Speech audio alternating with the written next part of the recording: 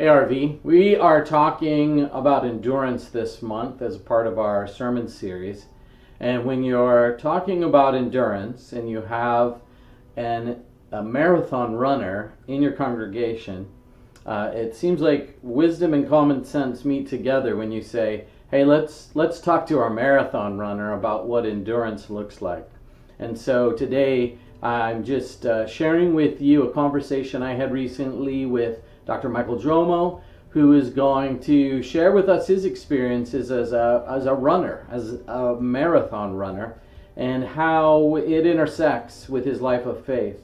And you're going to hear from the very beginning of our conversation, if you have ears to hear, you're going to hear the parallels between an endurance runner and this life of faith that you and I have been called to by Jesus. Now, this isn't something that I'm just pulling out of the air. We've been looking this month at scriptures like Hebrews chapter 12. We're going to look at another one this Sunday from the book of Philippians in chapter 3, of how even the Bible writers grab a hold of this analogy of an endurance race with this life you and I are living following Jesus. So I share with you now this conversation, a very brief conversation that I had recently. A real privilege to have this conversation with Dr. Michael Dwomoh, and then I'm going to come back at the end like this just to wrap things up. So here is this conversation with Dr. Michael Dwomoh. Your history. You are a runner, and you are a long distance runner. Correct. What would be the longest distance you've run in one go? Wow. I think it's just over 30 miles. And that was actually a training run. I remember it so vividly. So my longest run was 30 miles. And how many marathons have you run? Whoa.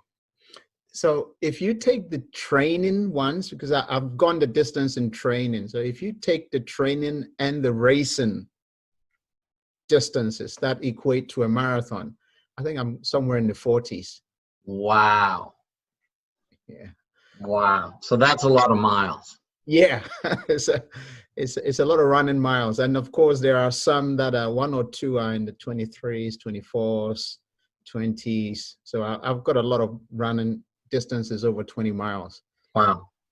And some of those obviously have been in races, you're surrounded by other people, but when you're training, some of those must have been just you and the road. Yes, you and the road and God. Yes, yeah. Yes, me, myself, my thought, my savior, and the person who hooted at me, waved at me, maybe yelled at me. All those. They were on the road with me, yeah. The solo runs are always quite interesting. What makes you keep going when you get out there? Like I've heard about, I've never hit it, or at least, maybe as soon as I get off the couch, I hit it. But, you hear about the runner's wall. Mm-hmm. What keeps you going for those long distances? Like, what are you drawing on inside of yourself that keeps you going past 5 miles? Well, I have a saying that goes something like failure to prepare, prepared to fail. Right. So it's before I get to the start line or before I cross the distance, I would have been building up to it. Even the walks, the long walks that I do, they kind of follow the same regime where I build up progressively and right. to make the endurance, right? Because no matter how fast or slow, and that is relative, you still have to cover a set distance. And if you don't build up to it or train up to it and maybe even exceed the distance, you will find that a lot of the time when you get into that uncharted territory, it's like if all you've done is run 5 miles and today you stepped out and you thought, I'm going to run 7. Once you get past 5, it's like, okay, is that my feet I feel? Is that my lower back that is hurting? Is that my shoulders that feel heavy? So all those things can creep in. And so, yeah, the key for me has always been build up to it. So it's incremental distance changes. So it's not just easy for you. No, it's never easy because you will feel it somewhere, Pastor Brian. Is either the shoes might bother you after a while. It could be the wind might be bothering you after a while. It could be your lower back might start aching or hurting after a while. So it's never easy, but it is manageable if you have prepared for it. So there's a big difference between something being easy and something being manageable. Right. If no one would tell you a marathon is easy, even the person who runs it the fastest in the world. But they've managed the training, the diet, the prayers, as you believe you do, the massaging, all those things collectively. If you manage that well, then when you show up on the start line, you should be good to go. So why, Michael, do this to yourself? Like, is it, you get a new car at the end of it, you're getting fame and fortune. Why, if it's going to hurt you, why put yourself through that? It's a very good question. Right. And I've never stopped to answer because I think there is a little bit of I want to see how far I can go, figuratively. How far can I push myself? So that is the driver, because every year there was a period when every year I was faster than the previous year, and yet I was getting older, right? So the question was, how is that possible?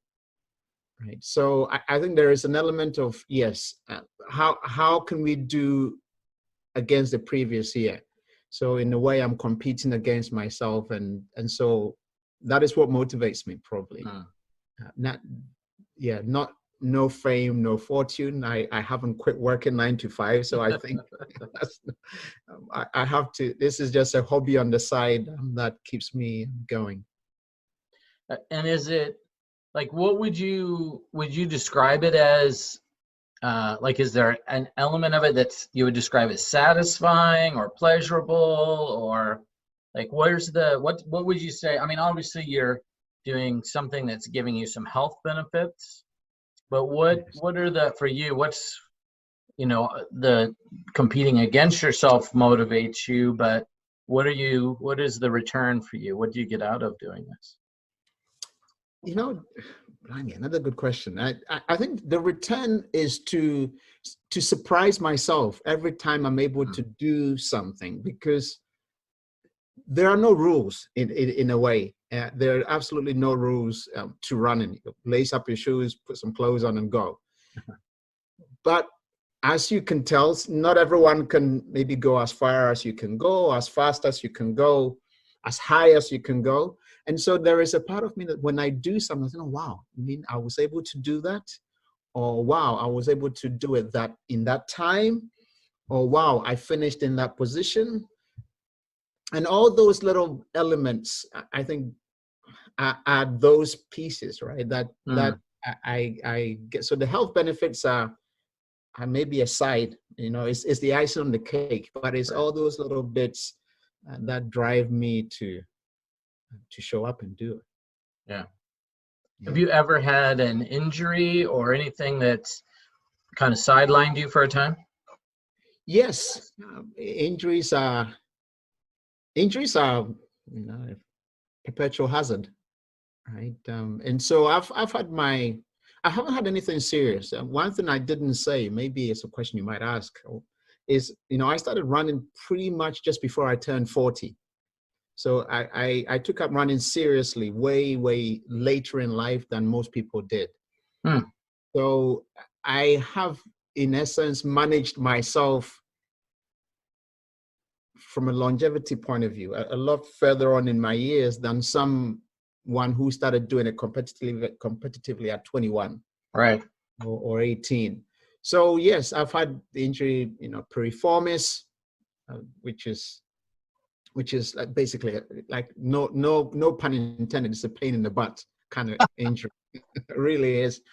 It's similar to sciatica. So if you've ever had a sciatic nerve, yeah, that's terrible pain. Yeah, that is terrible pain. And then the usual foot pain. So maybe in my case, plantar fasciitis, which Yeah. Oh, yeah. Also yeah, terrible pain. yeah. If you don't even run, you might even get that. So those are the pains that I've had, but I haven't broken a bone yet. I haven't, collapsed from something. No, I've been, and one thing too that I do, even though I run, I also do a lot of strength training.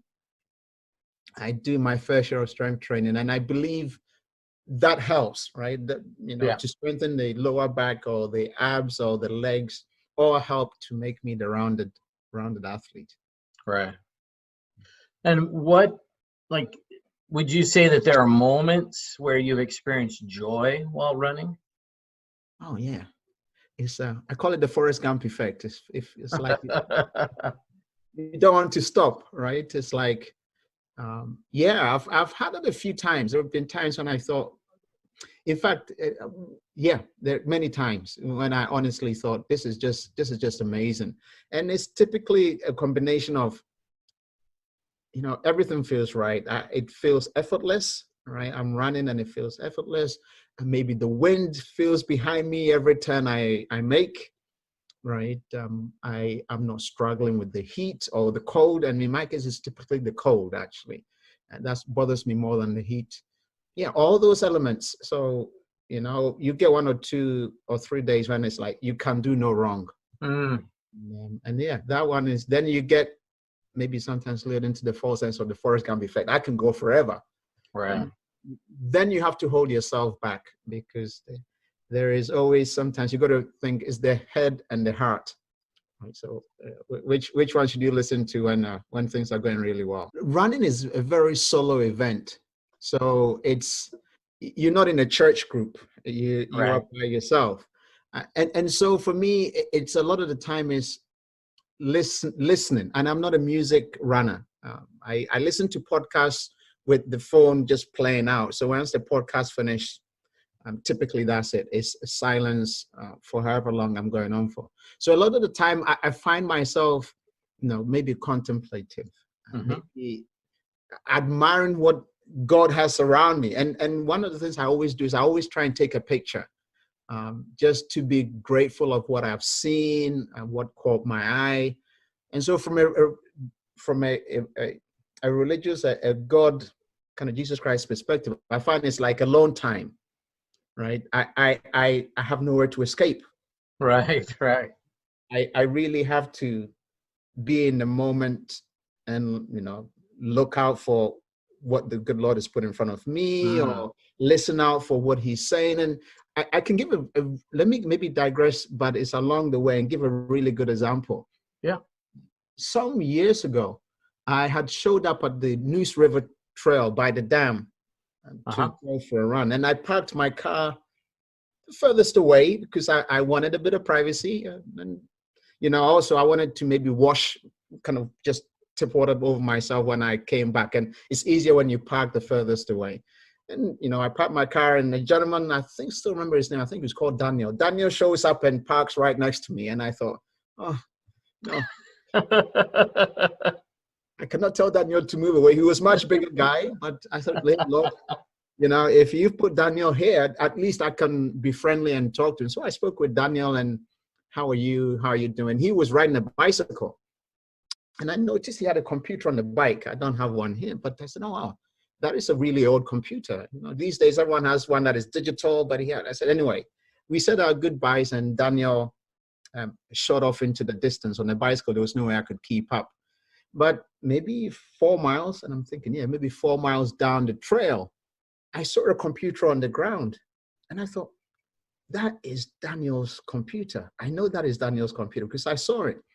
And maybe in half a mile or a mile, I was going to make a right turn off the trail into some roads, some neighborhoods, and then come back and go home.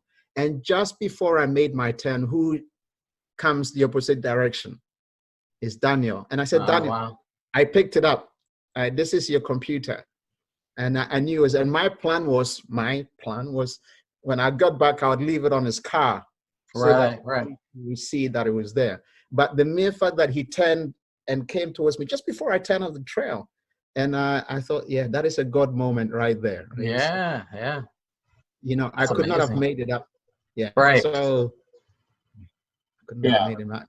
And so that when I talk about, being with God in those runs, there are things that happen, and I always say those are God moments, right? Something was going to happen that I had no control. I just had to be submissive and be obedient. In the Daniel case, I could have easily jumped into my car and moved to somewhere else, right? But I didn't. And what happened next was I can never forget it, because it was just unbelievable. Yeah. So it's kind of like we say, you look and see what the Father is doing, and then you join him in doing it there. That's pretty cool. Very much so. Very much so. There's so many places that I've run, that I've been, that I'm always, like I said, I take a picture. Literally, I try and take a picture every time. So I've seen so many parts of the world that I just wouldn't see. I've been blessed enough to see. I've smelled so many things that I wouldn't normally smell if I was driving, right? I've made friends that I would never probably have met in a lifetime of doing something else. And then, like, you heard the Daniel story about, talking to someone who I just thought, why in the Lord's name would you want to park next to me, kind of thing. And so it's a mixture of everything. It's the time with the Lord, and maybe being ready to listen, to see, right, and to feel. It's also just keeping me healthy, I suppose, in a way. Someone might tell you is maybe being over healthy, but hey, I don't know if you can ever do too much. Right. Yeah. So and also the part of it is, like I said in the prior comment, is just seeing how far I can go, right? It's like, how far can I take this? Yeah. And also to inspire other people. I'm rather selfishly, I don't usually care what other people think, because I think you have to be your own person. And that's that. So whilst I say I don't care, it's actually in a nice way.